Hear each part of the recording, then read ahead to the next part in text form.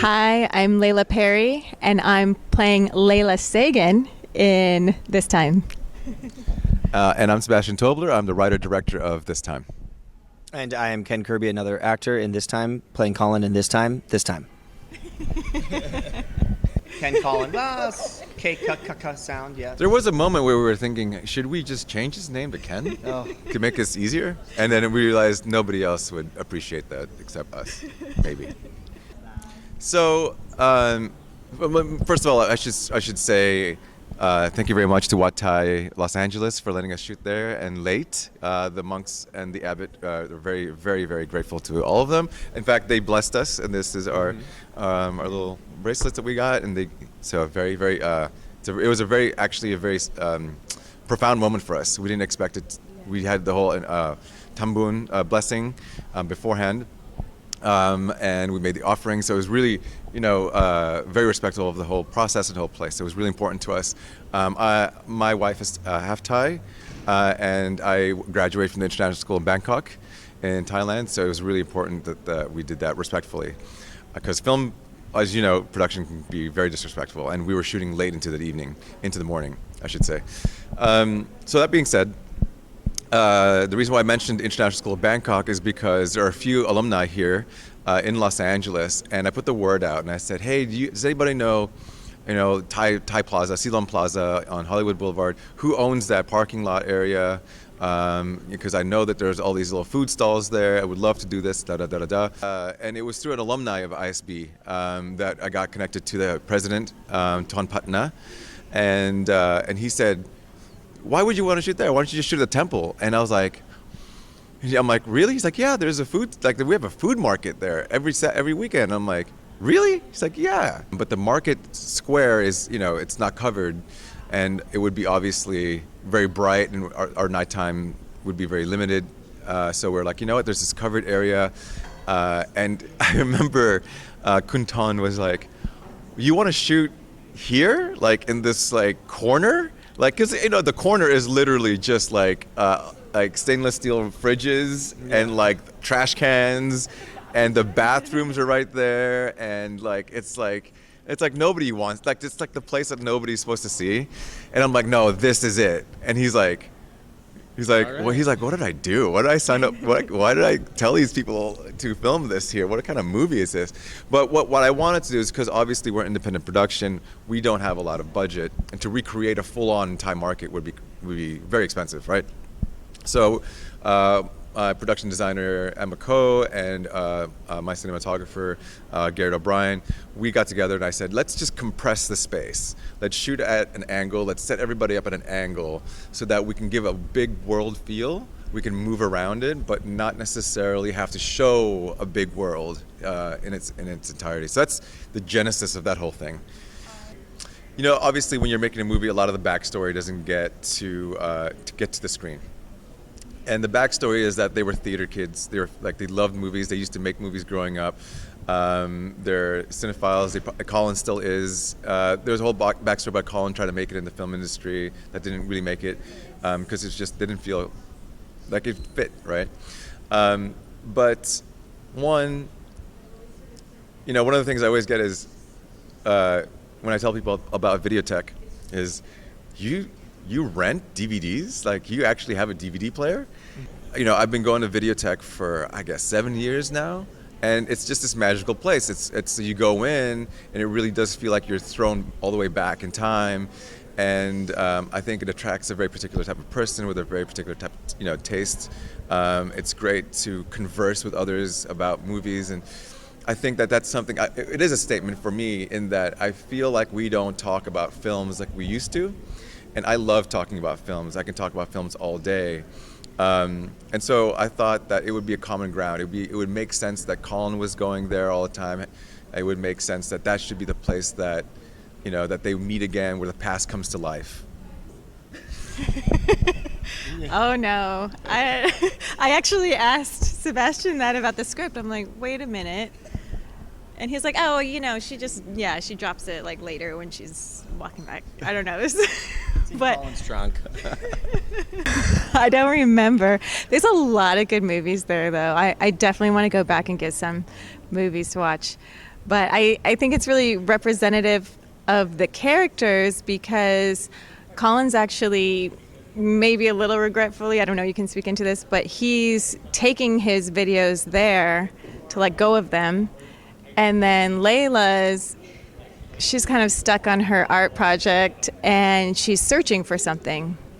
So I think that sort of sets up the two characters. I think for me, like there's definitely a nostalgic feel to any video store, so that is obviously a huge theme in this movie, and I just felt right. You know, it felt like, a perfect place for these guys to meet is somewhere that immediately just brings nostalgia to mind. Yeah, I think there's a certain thing that comes with, you know, chasing a dream in Los Angeles, and, you know, I've been doing it for so many years. It's this kind of war of attrition. So, you know, I think my character is at a phase in his life where he's deciding things are shifting for him, and Colin's moving on.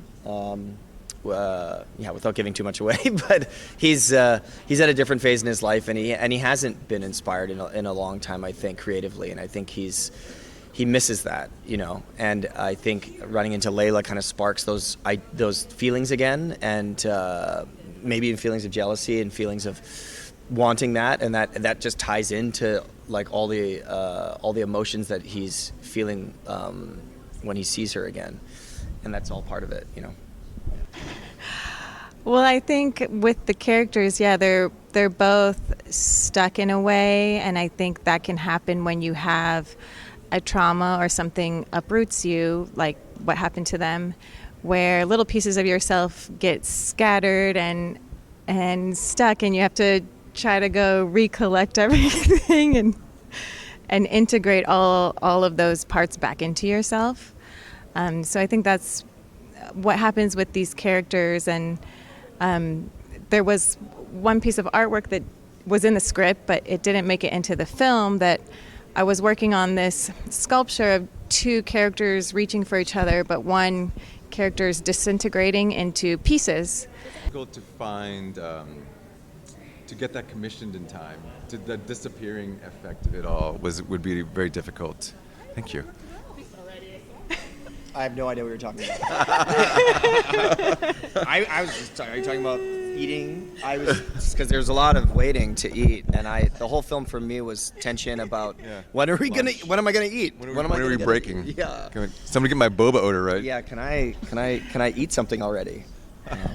Ken and I were trying to eat salads and eat healthy, so yeah, it was like, when are we gonna get our snacks? I think we came up pretty quickly. Yeah. I mean, depending on what day you. That's true. I think on that day, maybe the diet was a little bit more non-horror solid food based. I would say, I think that, you know, a predominantly Asian production must be really difficult for the actors in general, because everything's just sugar and starch and it was like, I think there's a boba order of like 25 orders of boba every day. Yeah. But it's great tension. If that's how you felt, that was the point. So, success. Yeah, there was the eating, just to tie it in, food and sexual tension, like the eating in the Thai market, gazing at each other. What was your question? Sorry. I think food is sexual. I think that's, and I think that you know, and I know we're kind of joking right now, but there is a build-up. There's a huge build-up, obviously. I think that the whole thing is a dance, right? They're just like, they're trying to release that kind of tension through other ways before the obvious, right? And food is one of them. Like, you know, it's part of the dance, right? There's a hunger for love. There's a hunger for food. There's like that one point. There's one point Layla's like, just feed me. You know, and you could read into that metaphorically. You could read into that in you know, the subtext is there. It was intentional. So, you know, there's innuendo for sure, but I think that it's honest, right? At the end of the day, we kind of build up that way. The chronology of like that build up is almost the same as, you know, if you were to run into somebody and that inevitably starts to have, at first the tension's awkward, right? It's like, oh, it's there. Obviously, so this is weird, you know, and then you start to loosen up a bit more, and it takes different expressions, you know. I think because they never got to say goodbye or play out the relationship, just not having the closure and getting ripped apart just made the tension extra. Yeah. Yeah, I think that's a great way to say it. I think that's a great way to put it. I think that, they each sort of, there's always that back and forth, right? And I think what you're getting at is their core lies, right? So Leila's character is convinced that it was all great. The whole thing was great, and it was unfortunate that it ended. And Colin's is, yeah, it was a good time, but like, whatever. Not a big deal, and those are the two lies, right? And everything revolves around trying to pierce through that, because there is no traditional antagonist, right? They are in a sense they're the antagonists for each other, and they use that lie as their sort of keel. That's they go on attack on that, and that's when they hurt the most. Yeah, no, I think that's. I think there's this kind of a lot of stuff that Colin's going through. He's just in a different stage in his life and where he's at with his own relationships. And, as much as he would want to dive right back into all those old feelings, he can't. He's changed. He's matured. He doesn't want to like go and slip and make that mistake because it could affect his future. So, it's, yeah, because it is hard to root for things that are not traditional, without giving too much away. It's like a dance around, but yeah, that's basically it. He's dealing with a lot more on his plate with his immediate family, and I think that forces him to keep up a little bit more of a wall than Leila at the time that they connect in this movie. This is like, so the motif of itself, like empty houses, empty spaces, etc. Antonioni does that really well. And I love that. It's like, and the inspiration came from actually Spirit of the Beehive. It's a Spanish film. And the director, the filmmaker, what he does is he'll have all these characters in a space, and your whole scene will take place in this space, right? And then they'll leave, and then the camera will just hang there way after they've left, and you hear echoes, footsteps, kids playing, and the space is still alive. It's still like that, the sense of presence is still there.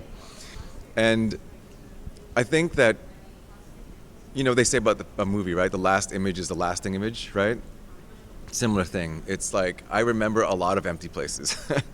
And so, there's a lot of there's a reference to that in my childhood specifically, but I also think that many of us remember homes, and we might not remember what it was filled with necessarily. At the main house, I think the hardest thing was always as soon as you empty a house, it becomes echoey, right? I think what we were dealing with production-wise was just street sounds, a lot of people walking around, a lot of conversations, making it into random conversations, making it into the audio track. Ken and Leila were great about holding and making it seem like they weren't holding when we did the cut. And it was like, oh, look, they're giving it space to breathe. It's like, no, there was a car driving by blasting music, or there's a helicopter, but it worked really well, and they did such a great job with that. The hardest day to stay quiet was when Mitch and Earl were involved, because those two are hilarious. Yeah. They are so funny. They play the movers, and it is it's very difficult to do a serious drama with those two around. It's hard to take those guys seriously. I mean, we have, I think, a short film's worth of Mitch and Earl. They might actually have, I would suggest, a short comedic spin-off pretty quickly. Yeah, totally. Yeah, 100%. But not me personally, but when she was in high school, my wife bought that shirt at, I don't want to say, I want to date her. This is terrible. She got a shirt at a Pearl Jam concert back in the day. And when she was 2. When she was 2, she went to a Pearl Jam concert. Yeah. And it's one of those things you just hold on to. She remembers it specifically. She remembers, there's just a lot behind it. There is, I don't know, I guess this is after, you're going to show this after the movie's been out. So if you pay close attention, the one thing I didn't manage to get into the dialogue, but I wanted to, was that Leila mentions that she had purchased the shirt for Colin. Yeah, and what I didn't include was that she has a matching blue one. And if you look closely in the projector scene, you'll find the matching blue one. That was really fun. Yeah, I have like a 90s choker. I mean, yeah, it's not too hard. I'm like, I don't throw any clothes away, so those weren't my clothes, but I could have pulled a bunch of just 90s clothes probably. The wig work was great. Yeah, it was very Blink 182 or Avril Lavigne or Sum 41. I don't know. It was something. Alien Ant Farm? I don't know. Yeah, we filmed that first, by the way. That was the first thing we filmed. Yeah. We wanted to. I did a bunch, friendly trickery. We did a bunch of friendly trickery stuff. One of them was we filmed that first, and then it was all on Handycam, like a 90s Sony model height 8 tape. And then I didn't show it to them until the night we were going to film the projector scene, intentionally. But some of the footage there is from friends in Bangkok filming the international schools. I couldn't find, and I have to admit this to all my Jakarta friends, I know that's not Jakarta. I cannot find Jakarta International School like hallway shots. If you have them, if you get it to me before I get distribution, I'll try to get it into the cut, I promise. No. I'm such a different person than when I was that age and the first love. Yeah, definitely not. I think it would be all right to have coffee, go get a bite to eat, but yeah, some of the later scenes would probably be inappropriate. I think there would be a lot of talk. I mean, I would not be able to not talk to them about everything. It's difficult when you grow up like that and you reconnect with somebody. It's rare, you don't find them very often, right? And then to run into each other again, like I think you have to just embrace that moment. There's people say sometimes you're walking down the street and you never know a bus will hit you, right? I feel the same thing about emotions. Sometimes you're just having a normal day and just you get nailed with a tidal wave of emotions and you can't do anything about it. You're a victim, and you either see it through or you deny it. These are all just the decisions we have to make in life, kind of a thing. I am happily married and have a child, and so I have no intention of reaching into the past. In fact, my wife is from the past, and we went to high school together. So He gets the best of both worlds. I get all of it. The movie's complete. It's completed. What I want people to think about when they watch a movie, I want them to feel a sense of warmth and to kind of just enjoy the slice of life and realize that you can enjoy both the past and the future, and don't get held up on the negative. Live in the present. My character in the film is at a point of like following the whispers and the intuition and following her heart and finding those things, and even when things go awry or if it doesn't look like what it is supposed to be, it's still when you follow those things and you still have a transformational change. I think it's okay that maybe you didn't do everything right. I think that what I would love for them to take away would be that, we just make decisions in life. We don't have right or wrong. There's no right or wrong. There's just, action, reaction. It's just, being present enough to kind of like enjoy that moment, being present enough to listen. I don't know if we do enough listening anymore in these days. And so this film requires you to listen.